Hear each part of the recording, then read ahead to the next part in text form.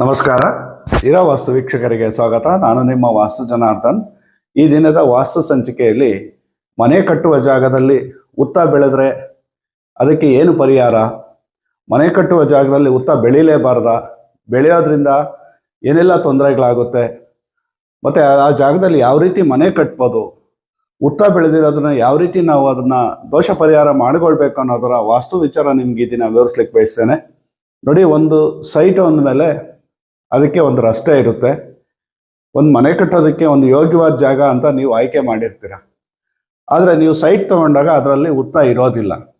ನೀವು ಸೈಟ್ ತೊಗೊಂಡು ಒಂದು 6 ತಿಂಗಳಿಗೋ ವರ್ಷದೊಳಗಡೆ ಆ ಜಾಗದಲ್ಲಿ ಒಂದು ಹುತ್ತ ಬೆಳಿಬೋದು.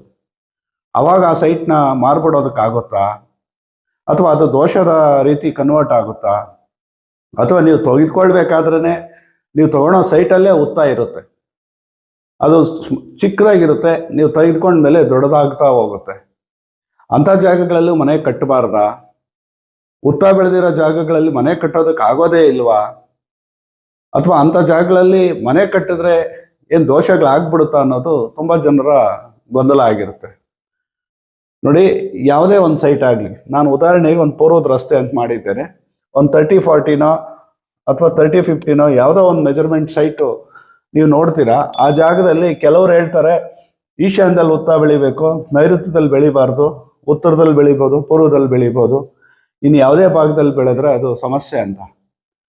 ನನ್ನ ಪ್ರಕಾರ ಒಂದು ಜಾಗ, ಅದು ಯಾವುದೇ ಸೈಟ್ ಆಗಿರಲಿ, ಅದು ಶ್ರೇಷ್ಠವಾಗಿದೆ ಅಂತಂದರೆ ಮಾತ್ರ ಅಂಥ ಜಾಗಗಳಲ್ಲಿ ಹುತ್ತ ಬೆಳೆಯೋದಕ್ಕೆ ಸಾಧ್ಯ. ಎಲ್ಲ ಜಾಗಗಳಲ್ಲೂ ಹುತ್ತ ಬೆಳೆಯೋದಿಲ್ಲ. ಒಂದು ಭೂಮಿ ಫಲವತ್ತಾಗಿದೆ, ಒಂದು ಒಳ್ಳೆ ಆರೋಗ್ಯವಾದ ಮಣ್ಣಿದ್ರೆ ಮಾತ್ರ ಆ ಜಾಗದಲ್ಲಿ ಹುತ್ತಗಳು ಬೆಳೆಯುತ್ತೆ. ನನ್ನ ಪ್ರಕಾರ ಹುತ್ತ ಅನ್ನೋದು ಎಲ್ಲಂದ್ರಲ್ಲೇ ಬೆಳೆಯೋದಿಲ್ಲ. ಅದು ಹುತ್ತನ ಗೆದ್ದಲು ಹುಳು ಕಟ್ಟೋದು. ಹಾವೇನು ಬಂದು ಹುತ್ತನ ಕಟ್ಟೋದಿಲ್ಲ. ಯಾರೋ ಬೇರೆಯವರು ಕಟ್ಟಿರೋ ಮನೆಯಲ್ಲಿ ಹಾವು ವಾಸ ಮಾಡುತ್ತೆ. ಹಾಗಾಗಿ ಗೆದ್ದಲ ಹುಳು ಆ ಏನು ಮಣ್ಣಿನ ಒಂದು ಫಲವತ್ತತೆ ನೋಡಿ, ಅದು ಯಾವುದೇ ಕೆಮಿಕಲ್ ಇಲ್ಲದೆ ಮತ್ತು ಭೂಮಿ ತೇವಾಂಶದಲ್ಲಿದ್ದು ಮೃದುವಾದ ಮಣ್ಣಿರ್ತಕ್ಕಂಥ ಜಾಗದಲ್ಲೇ ಗೆದ್ದಲು ಹುತ್ತ ಕಟ್ಟೋದು. ಅದು ನನ್ನ ಪ್ರಕಾರ ತುಂಬ ಶ್ರೇಷ್ಠವಾದ ಜಾಗ. ಅದು ಒಂದು ಒಳ್ಳೆ ಗುಣಮಟ್ಟವಾದ ಭೂಮಿ ಅಂತಲೇ ಹೇಳಲಿಕ್ಕೆ ಬಯಸ್ತೇನೆ.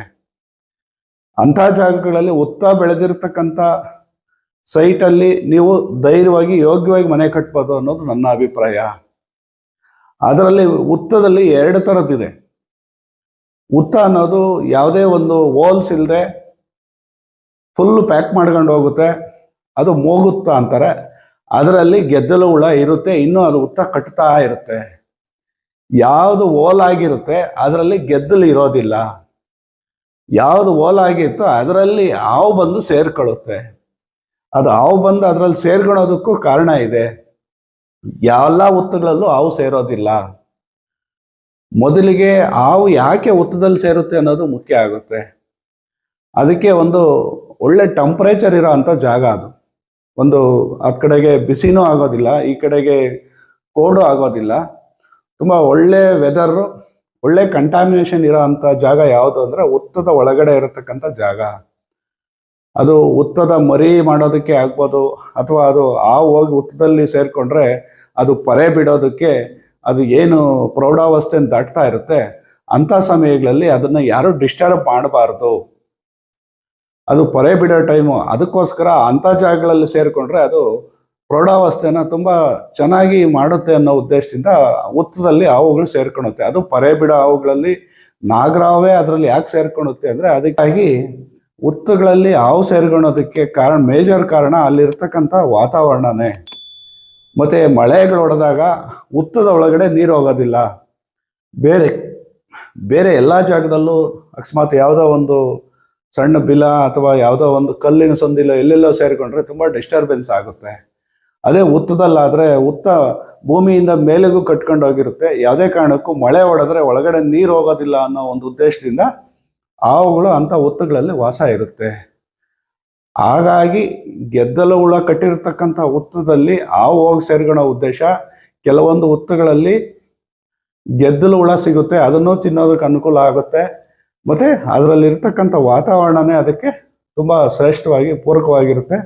ಒಳಗಡೆ ಅದು ಮಲಗೋದಕ್ಕೆ ಹತ್ತು ಕಡೆಗೆ ಬಿಸಿನೂ ಆಗೋದಿಲ್ಲ, ಇತ್ತು ಕಡೆಗೆ ಚಳಿನೂ ಆಗೋದಿಲ್ಲ. ಬೇಸಿಗೆ ಕಾಲದಲ್ಲಿ ಉತ್ತದೊಳಗಡೆ ತಂಪಾಗಿರುತ್ತೆ, ಚಳಿಗಾಲದಲ್ಲಿ ಉತ್ತದಲ್ಲಿ ಬೆಚ್ಚಗಿರುತ್ತೆ. ಹಾಗಾಗಿ ಆ ವಾತಾವರಣವನ್ನು ಬಯಸಿ ಮಾತ್ರ ಹಾವುಗಳು ಉತ್ತದಲ್ಲಿ ಸೇರುತ್ತೆ. ಹಾಗಾಗಿ ಅಂಥ ಉತ್ತಕ್ಕೆ ನಾವು ಪೂಜೆ ಮಾಡೋದು ಅದು ಅವರವ್ರಿಗೆ ಬಿಟ್ಟ ನಿರ್ಧಾರಗಳು. ಆದರೆ ಯಾರು ಸುಮಾರು ವರ್ಷಗಳಿಂದ ಉತ್ತಕ್ಕೆ ಪೂಜೆ ಮಾಡ್ತಾ ಇರ್ತಾರೋ ಅಂಥ ಜಾಗದಲ್ಲಿ ಮನೆ ಕಟ್ಟೋದು ಬೇಡ. ಸುಮಾರು ವರ್ಷಗಳಿಂದ ಆ ಉತ್ತಕ್ಕೆ ಯಾರು ಒಂದು ದೊಡ್ಡ ಉತ್ತ ಇದ್ದು ಅದಕ್ಕೆ ಪೂಜೆ ಮಾಡ್ತಾ ಇರ್ತಾರೋ, ಹೊಸ ಉತ್ತುಗಳು ಇನ್ನು ಈಗ ತಾನೇ ಉತ್ತ ಆಗಿದೆ, ಅದರಲ್ಲಿ ಇದೆಯೋ ಬಿಟ್ಟಿದೆಯೋ ಅದು ಆಮೇಲೆ, ಅಂಥ ಹೊಸ ಉತ್ತುಗಳು ಯಾವುದೇ ಒಂದು ಪೂಜೆ ಮಾಡದೇ ಇರೋಂಥ ಉತ್ತುಗಳು ಅದೇನೂ ಸಮಸ್ಯೆ ಆಗೋದಿಲ್ಲ. ಈಗ ಹೇಳಬೇಕು ಅಂತಂದರೆ ಪ್ರತಿಯೊಂದು ಜಾಗದಲ್ಲೂ ಪಕ್ಷಿ ಪ್ರಾಣಿಗಳು ಬದುಕೋ ಜಾಗಕ್ಕೆ ಈಗ ಮಾನವನ ವಾಸ ಹೋಗ್ತಾ ಇದ್ದೇನೆ. ಕಾಡು ನಾಶ ಮಾಡಿ ಮತ್ತು ತೋಟಗಳ ನಾಶ ಮಾಡಿ ಇವತ್ತು ಲೇಔಟ್ಗಳು ಮಾಡೋದು, KIDBಗಳು ಮಾಡೋದು, ಮತ್ತು ಇವತ್ತು ಎಲ್ಲ ಇಂಡಸ್ಟ್ರಿಯಲ್ ಏರಿಯಾಗಳು ಮಾಡಿ ಪ್ರತಿಯೊಂದು ಜಾಗದಲ್ಲೂ ಮನೆ ಕಟ್ತಾ ಇರೋದ್ರಿಂದ ಪ್ರತಿಯೊಂದು ಜಾಗದಲ್ಲೂ ಗೆದ್ಲುಳ ಅದರದೇ ಆದ ಒಂದು ಸಂತತಿ ಮಾಡಬೇಕು ಅಂತ ಅದು ಪ್ರಕೃತಿ ದತ್ತವಾಗಿ ಮಾಡ್ತಾ ಇರುತ್ತೆ. ಅಂಥ ಜಾಗಗಳಲ್ಲಿ ನಾವು ಮನೆ ಕಟ್ಟೋದ್ರಿಂದ ಅದು ಸರ್ವೇ ಸಾಮಾನ್ಯ. ಆದರೆ ಉತ್ತ ಇರೋ ಜಾಗದಲ್ಲಿ ಮನೆ ಕಟ್ಟೋದ್ರಿಂದ ಯಾವುದೇ ರೀತಿಯ ದೋಷ ಆಗೋದಿಲ್ಲ ನನ್ನ ಪ್ರಕಾರ. ಆದರೆ ಆ ಉತ್ತನ ನಾವು ಸಂಪೂರ್ಣವಾಗಿ ಅದನ್ನು ಶುದ್ಧಿ ಮಾಡಬೇಕಾಗುತ್ತೆ. ಯಾವುದೇ ಒಂದು ಉತ್ತನ ನೀವು ಅದು ಮೂಗುತ್ತ ಆಗಲಿ ಯಾವುದೇ ಉತ್ತ ಆಗಲಿ ನಿಮ್ಮ ಜಾಗದಲ್ಲಿ ನಿಮಗೆ ಗೊತ್ತಿಲ್ಲದೆ ಉತ್ತ ಬೆಳೆದಿದೆ ಅಂದರೆ ಉದ್ದೇಶಪೂರ್ವಕವಾಗಿ ಒಂದು ಪೂಜೆ ಮಾಡೋ ಉತ್ತ ಇದೆ ಜಾಗ ಅಂದರೆ ತೆಗೆದುಕೊಳ್ಳೋದು ಬೇಡ. ಆದರೆ ನೀವು ತೆಗೆದುಕೊಂಡಿರೋ ಜಾಗದಲ್ಲಿ ಉತ್ತ ಬೆಳೆದಿದೆಯಾ, ಅಥವಾ ನೀವು ತೆಗೆದುಕೊಳ್ಬೇಕಾದ್ರೆ ಚಿಕ್ಕದಾಗಿತ್ತು ಉತ್ತ ಇವತ್ತು ದೊಡ್ಡದಾಗ್ತಾ ಇದೆಯಾ, ಅಂಥ ಜಾಗಗಳಿಗೆ ನೀರನ್ನ ಬಿಡಿ. ಟ್ಯಾಂಕರಲ್ಲೋ ಅಥವಾ ಬೋರ್ವೆಲ್ಲಲ್ಲೋ ಆ ಉತ್ತದೊಳಗಡೆ ನೀರು ಬಿಡಿ. ಒಂದು ಸರಿ ಅಲ್ಲ, 2 ಸರಿ ಅಲ್ಲ, 3 ಸರಿ, ಒಂದು ಪದೇ ಒಂದು 3 ದಿವಸ 4 ದಿವಸ ಬಿಟ್ಟು 3-4 ಸರಿ ನೀರು ಬಿಡಿ. ಅದ್ರೊಳಗಡೆ ನೀರು ಬಿಟ್ಟು ಅದ್ರೊಳಗಡೆ ಸ್ವಲ್ಪ ಅರಿಶಿನ ಹಾಕಿ ಅದನ್ನ ಶುದ್ಧಿ ಮಾಡಿ. ಆ ಜಾಗದಲ್ಲಿ ಯಾವುದೇ ರೀತಿಯ ಹಾವುಗಳು ಇಲ್ಲದೆ ಬೇರೆ ಕಡೆಗೆ ಸ್ಥಳಾಂತರ ಆಗುತ್ತೆ, ಮತ್ತು ಗೆದ್ದಲು ಸತ್ತೋಗುತ್ತೆ. ಅಂಥ ಜಾಗಗಳಲ್ಲಿ ಅಂಥ ಭೂಮಿನ ಅದು ಕುಸಿ ಬೀಳುತ್ತೆ. ಕುಸಿ ಬಿದ್ದ ನಂತರ ಅದನ್ನು ನೀಟಾಗಿ ಸಮತಟ್ಟಾಗಿ ಮಾಡಿ, ಆ ನಂತರ ನಿಮಗೆ ಅಲ್ಲಿ ಯಾವುದೇ ರೀತಿಯ ಗೆದ್ದಲು ಬೆಳೀತಾ ಇಲ್ಲ ಅನ್ನೋದು ನೀವು ಖಾತ್ರಿ ಮಾಡ್ಕೊಂಡ ನಂತರ ನೀವು ಮನೆ ಕಟ್ಬೋದು, ಅದು ದೋಷ ಆಗೋದಿಲ್ಲ. ಆದರೆ ಉತ್ತ ಬೆಳೆದು ಬಿಟ್ಟಿದೆ, ನಾನು ಆ ಉತ್ತಕ್ಕೋಸ್ಕರ ಹಿಂಗೆ ಮೂಲೆ ಕಟ್ ಮಾಡ್ತೀನಿ ನೋಡಿ. ಇದು ಪೂರ್ವ, ಪಶ್ಚಿಮ, ಉತ್ತರ, ದಕ್ಷಿಣ, ಈಶಾನ್ಯ, ಆಗ್ನೇಯ, ವಾಯುವ್ಯ, ನೈಋತ್ಯ.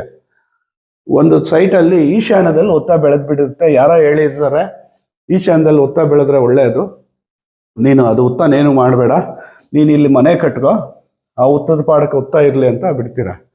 ಆನಂತರ ಏನು ಮಾಡ್ತೀರಾ, ಇನ್ಯಾರೋ ಬರ್ತಾರೆ, ಅದು ಉತ್ತ ಮನೆ ಕಾಂಪೌಂಡ್ ಒಳಗಡೆ ಬರಬಾರ್ದು, ಆ ಉತ್ತನ ಬಿಟ್ಟು ನೀನು ಈಶಾನ್ಯ ಕಟ್ ಮಾಡಿಬಿಟ್ಟು ಕಾಂಪೌಂಡ್ ಮಾಡಿಕೊಂಡು ನೀನು ಇಲ್ಲಿ ಗೇಟ್ ಇಟ್ಕೊಂಡ್ಬಿಡು, ಉತ್ತ ನಿನಗೆ ಸಂಬಂಧ ಪಡೋದಿಲ್ಲ ಅಂತಾರೆ. ಇದು ತುಂಬ ದೋಷ ಆಗುತ್ತೆ.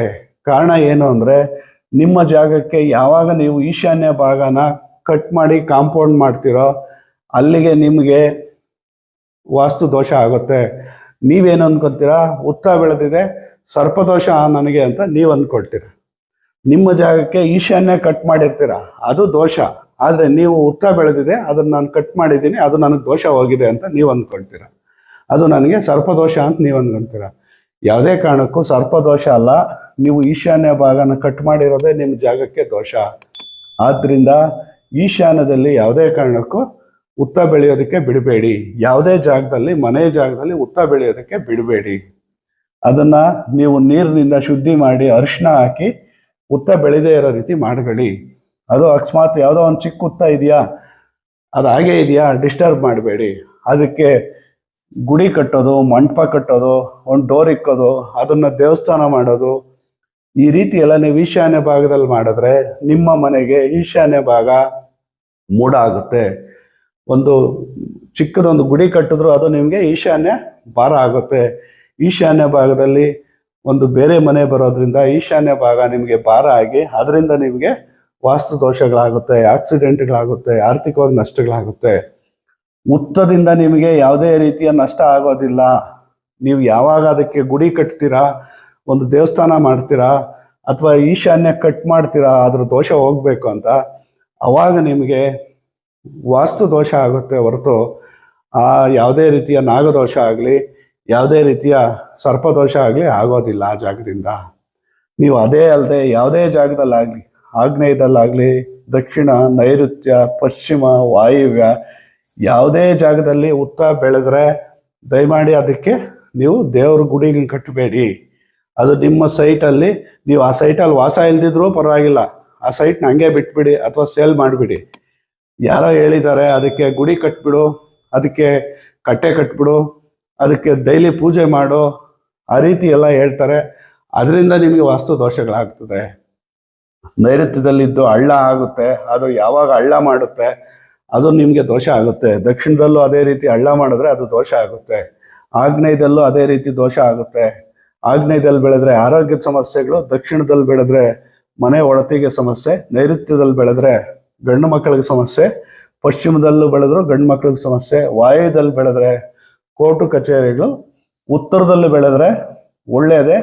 ಆದರೆ ಒಂದು ಸೈಟಲ್ಲಿ ಯಾವುದೇ ಭಾಗದಲ್ಲಿ ಹುತ್ತ ಯಾವ ಭಾಗದಲ್ಲೂ ಇರಬಾರ್ದು.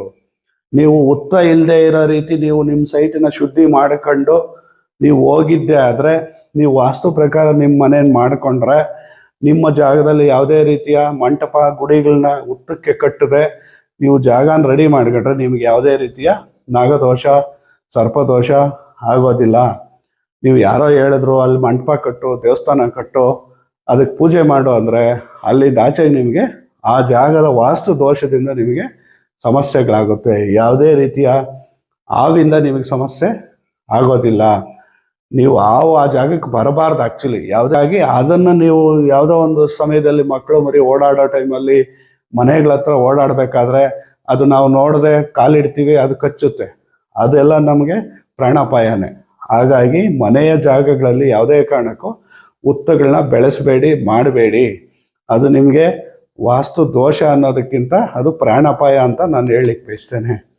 ನೀವು ಯಾವುದೇ ಜಾಗಕ್ಕಾಗಲಿ ಭೂಮಿ ಶ್ರೇಷ್ಠವಾಗಿದ್ರೇ ಆ ಜಾಗದಲ್ಲಿ ಹುತ್ತ ಬೆಳೆಯೋದು. ಅದು ಹಾವು ಕಟ್ಟೋದಿಲ್ಲ ಹುತ್ತನ. ಗೆದ್ದಲು ಹುಳ ಅದರ ಪ್ರಕ್ರಿಯೆಯನ್ನು ಅದು ಮಾಡಿ ಹುತ್ತ ಕಟ್ಟುತ್ತೆ. ಆ ಹುತ್ತದ ಮಣ್ಣು ಮನುಷ್ಯನಿಗೆ ಚರ್ಮ ರೋಗಕ್ಕೆ, ಕೆಲವೊಂದು ಕಾಯಿಲೆಗಳು ಗುಣ ಮಾಡೋದಕ್ಕೆ ಹುತ್ತದ ಮಣ್ಣು ತುಂಬ ಶ್ರೇಷ್ಠವಾದ್ದು. ಹಾಗಾಗಿ ಆ ಗೆದ್ದಲು ಹುಳ ಏನು ಹುತ್ತ ಕಟ್ಟಬೇಕಾದ್ರೆ ಅದೊಂದು ಲಿಕ್ವಿಡ್ನ ಫಾರ್ಮೇಷನ್ ಮಾಡಿ ಆ ಮಣ್ಣಲ್ಲಿ ಮಿಕ್ಸ್ ಮಾಡಿ ಹುತ್ತ ಕಟ್ಟುತ್ತೆ. ಅದೇ ನಮಗೆ ಮೆಡಿಷನ್ನು. ಹಾಗಾಗಿ ಅಂಥ ಜಾಗದ ಮಣ್ಣು ತುಂಬ ಶ್ರೇಷ್ಠವಾದ ಮಣ್ಣು. ಅಂಥ ಜಾಗಗಳಲ್ಲಿ ಮನೆ ಕಟ್ಬೋದು. ಅದು ಜಾಗದ ವಾಸ್ತು ದೋಷ ಅಲ್ಲ. ನೀವು ಯಾವಾಗ ಆ ಹುತ್ತಕ್ಕೆ ಗುಡಿ ಕಟ್ಟಿ ಅಥವಾ ಅದಕ್ಕೆ ಹಾಲೆರೆದು ದೊಡ್ಡದಾಗಿ ಮಂಟಪ ಮಾಡಿ ಅಥವಾ ಹುತ್ತದಲ್ಲಿ ಹಾವು ಬಂದು ಸೇರ್ಕೊಂಡ್ಲಿ ಅಂತ ನೀವು ಯಾವಾಗ ಅದಕ್ಕೆಲ್ಲ ಜಾಗ ಮಾಡಿಕೊಡ್ತೀರೋ ಅದು ನಿಮಗೆ ವಾಸ್ತುವಿನ ರೀತಿ ದೋಷಗಳಾಗುತ್ತೆ. ಯಾವುದೇ ಸೈಟ್ ಆಗಲಿ ನಿಮಗೆ ಗೊತ್ತಿಲ್ಲದೆ ಅಥವಾ ಯಾರೂ ಪೂಜೆ ಮಾಡದೆ ನಿಮ್ಮ ಜಾಗದಲ್ಲಿ ಹುತ್ತ ಬೆಳೆದಿದೆಯಾ ಅಂಥ ಹುತ್ತನ ನೀರು ಬಿಟ್ಟು ಅದನ್ನು ಶುದ್ಧಿ ಮಾಡ್ಕೊಳ್ಳಿ. ಸ್ವಲ್ಪ ಅರಿಶಿನ ಹಾಕಿ ಅಲ್ಲಿ ಗೆದ್ದಲು ಯಾವುದೇ ರೀತಿಯ ಕೀಟಗಳು ಬರದೇ ಇರೋ ರೀತಿ ನೀವು ಜಾಗನ ಶುದ್ಧಿ ಮಾಡ್ಕೊಂಡು ಭೂಮಿನ ನೆಲಸಮ ಮಾಡಿಕೊಂಡು ಕೆಲವೊಂದು 3 ತಿಂಗಳು ಬಿಟ್ಟು ಆ ಜಾಗದಲ್ಲಿ ಯಾವುದೇ ರೀತಿಯ ಹುತ್ತ ಬೆಳೆದೆ ಮಾಡಿ ನಂತರ ಮನೆ ಕಟ್ಟಿ. ಅದು ವಾಸ್ತು ಪ್ರಕಾರ ಬರಬೇಕೇ ಹೊರತು ಅದನ್ನು ಬಿಟ್ಟು ನೀವು ಹುತ್ತ ಬೆಳೆದಿದೆ, ನಾನು ಅಲ್ಲಿ ಹೋಮ ಮಾಡಿಸ್ಬಿಡ್ತೀನಿ, ಅಲ್ಲಿ ಹುತ್ತ ಬೆಳೆದ್ಬಿಟ್ಟಿದೆ, ನಾನು ಎಲ್ಲೋ ಘಾಟಿಗೆ ಹೋಗಿ ಬರ್ತೀನಿ, ಕುಕ್ಕೆಗೆ ಹೋಗಿ ಬರ್ತೀನಿ, ದೋಷ ಹೋಗುತ್ತೆ ಅಂದರೆ ನಿಮ್ಮ ಮನೆ ನೀವು ಮೂಲೆಗಳು ಆ ಜಾಗನ ಬಿಟ್ಟು ನೀವು ಕಾಂಪೌಂಡ್ಗಳು ಹಾಕಿ ವಾಸ್ತು ದೋಷಗಳು ಮಾಡ್ಕೊಳ್ಳೋದ್ರಿಂದ ನಿಮಗೆ ಸಮಸ್ಯೆಗಳಾಗುತ್ತೆ ಅಂತ ನಾನು ಹೇಳಲಿಕ್ಕೆ ಬಯಸ್ತೇನೆ. ಯಾಕೆ ಅಂತಂದರೆ ಮಾನವನು ಇವತ್ತು ಪ್ರತಿಯೊಬ್ಬರಿಗೂ ಒಂದು ಮನೆ ಬೇಕು ಅಂತೇಳಿ ಸೈಟ್ಗಳು ಮಾಡ್ಕೊಳ್ತಾ ತೋಟದ ಭೂಮಿಗೆ ಮತ್ತು ಕಾಡಿಗೆ ಹೋಗ್ತಾ ಇದ್ದೀವಿ. ಹಾಗಾಗಿ ಕಾಡಲ್ಲಿರೋ ಪ್ರಾಣಿಗಳೆಲ್ಲ ನಾಡಿಗೆ ಬರ್ತಾ ಇದ್ದಾವೆ. ಅದು ನಾಡಿಗೆ ಬರ್ತಾ ಇಲ್ಲ, ನಾವು ಕಾಡಿಗೆ ಹೋಗ್ತಾ ಇದ್ದೀವಿ. ಹಂಗಾಗಿ ಅದರ ಜಾಗದಲ್ಲಿ ನಾವು ವಾಸಕ್ಕೆ ಹೋಗ್ತಾ ಇದ್ದೀವಿ. ಹಾಗಾಗಿ ಅದನ್ನು ನಾವು ಜಾಗೃತೆಯಿಂದ ಮನೆ ಕಟ್ಕೊಂಡು ವಾಸ್ತು ಪ್ರಕಾರ ಮನೆ ಮಾಡ್ಕೊಳೋದ್ರಿಂದ ಹುತ್ತದ ದೋಷ ಆಗೋದಿಲ್ಲ ಅನ್ನೋದು ನನ್ನ ಅಭಿಪ್ರಾಯ. ಯಾವುದೇ ಜಾಗದಲ್ಲಿ ಹುತ್ತ ಬೆಳೀದೇ ಇರೋ ರೀತಿ ಜಾಗ ಮಾಡ್ಕೊಳ್ಳಿ. ಅದನ್ನು ಬಿಟ್ಟು ಅದು ಭೂಮಿಯ ಗುಣನೇ ಅದು ಚೆನ್ನಾಗಿರುತ್ತೆ ಅಂದಾಗ ನೀವು ಯಾವುದೇ ರೀತಿಯ ದೋಷಗಳು ಇನ್ನೇನೋ ಸಮಸ್ಯೆ ಅಂತೇಳಿ ಗೊತ್ತಿಲ್ಲದೆ ಇವತ್ತು ಒಂದು ಬೆಂಗಳೂರಂಥ ನಗರಗಳಲ್ಲಿ ಒಂದೊಂದು ಸೈಟ್ ತೊಗೊಳೋದೇ ತುಂಬ ಕಷ್ಟದ ಜೀವನ ಆಗಿರುತ್ತೆ. ಅಂಥ ಸಮಯಗಳಲ್ಲಿ ಅಂಥ ಜಾಗಗಳಲ್ಲಿ ಏನೋ ಕಷ್ಟಪಟ್ಟು ಒಂದು ಸೈಟ್ ತೊಗೊಂಡಿರ್ತೀರ, ಅದು ಗೊತ್ತಿಲ್ದನೋ ಒಂದು ಹುತ್ತ ಬೆಳೆದು ಬಿಟ್ಟಿರುತ್ತೆ. ಅಥವಾ ಲೇಔಟ್ ಮಾಡೋರೆ ಹುತ್ತ ಇದ್ರೂ ಅದನ್ನೆಲ್ಲ ಸಮದಟ್ಟು ಮಾಡಿ ನಿಮಗೆ ಗೊತ್ತಿಲ್ಲದೆ ಸೇಲ್ ಮಾಡ್ತಾರೆ. ಆ ನಂತರ ಹುತ್ತ ಬೆಳೆದು ಬಿಡುತ್ತೆ, ನೀವು ಸೈಟ್ ತಗೊಳೋದೇ ಕಷ್ಟ ಆಗಿರುತ್ತೆ. ಹಂಗಾಗಿ ಅಂಥ ಸೈಟ್ಗಳಿಗೆ ಹುತ್ತ ಬೆಳೆದಿದೆ ಅಂತ ಹೇಳ್ಬಿಟ್ಟು ಮಾರ್ಕೆಟ್ ರೇಟ್ ಡೌನ್ ಮಾಡಿ, ಅಥವಾ ನೀವು ವಾಸಕ್ಕೊಂದು ಮನೆ ಕಟ್ಕೊಳೋದಕ್ಕೆ ನಿಮ್ಗೆ ಅನುಕೂಲ ಆಗದೆ ಇರೋ ರೀತಿ ನಿಮ್ಮನ್ನು ಸಮಸ್ಯೆಗಳು ಸಿಗಾಕ್ಸೋ ರೀತಿ ಕೆಲವೊಬ್ಬರು ಈ ದಿನ ನಿಮಗೆ ಅದನ್ನು ದೊಡ್ಡದಾಗಿ ಏನೋ ದೋಷ ಅಂತೇಳಿ ಹೇಳ್ತಾರೆ. ಇವತ್ತು ನಾವು ವಾಸ ಮಾಡಬೇಕು ಅಂದರೆ ಒಂದು ಮನೆ ತೊಗೊಬೇಕು ಅಥವಾ ಒಂದು ಸೈಟ್ ತೊಗೊಬೇಕು ಅಂದರೆ ತುಂಬ ಕಷ್ಟ ಇದೆ. ಹಾಗಾಗಿ ಮನೆಗಳ ಜಾಗನ ಯಾವುದೇ ರೀತಿಯ ಹುತ್ತಗಳು ಬೆಳೆದೇ ಇರೋ ರೀತಿ ನೀವು ಮಾಡಿಕೊಂಡ್ರೆ ಅದು ನಿಮಗೆ ದೋಷ ಆಗೋದಿಲ್ಲ. ಮನೆ ಒಳಗಡೆನೇ ಕೆಲವರು ಹುತ್ತುಗಳನ್ನ ಬೆಳೆಸ್ಕೊಂಡ್ಬಿಡ್ತಾರೆ, ಏನೋ ಬಂದ್ಬಿಡುತ್ತೆ ಅದು ದೇವರು ಅಂತ ಹೇಳ್ಬಿಟ್ಟು ಬೆಳೆಸ್ಕೊಂಡ್ಬಿಡ್ತಾರೆ. ಅದೆಲ್ಲ ವಾಸ್ತು ದೋಷಗಳಾಗುತ್ತೆ. ಯಾವುದೇ ಕಾರಣಕ್ಕೂ ಮನೆಗಳೊಳಗಡೆ ಹುತ್ತಗಳನ್ನ ಬೆಳೆಸ್ಕೊಬೇಡಿ. ಅದು ಗೆದ್ದಲು ಅದರ ಒಂದು ಪ್ರಕ್ರಿಯೆ ಮಾಡಬೇಕಾದ್ರೆ ಅದು ಒಂದು ಕಟ್ಟೋ ಒಂದು ಗೂಡಾಗಿರುತ್ತೆ, ಅದರಲ್ಲಿ ಬಂದು ಹಾವು ಸೇರ್ಕೊಳೋದ್ರಿಂದ ಅದು ನಿಮಗೆ ದೋಷ ಆಗೋದಿಲ್ಲ.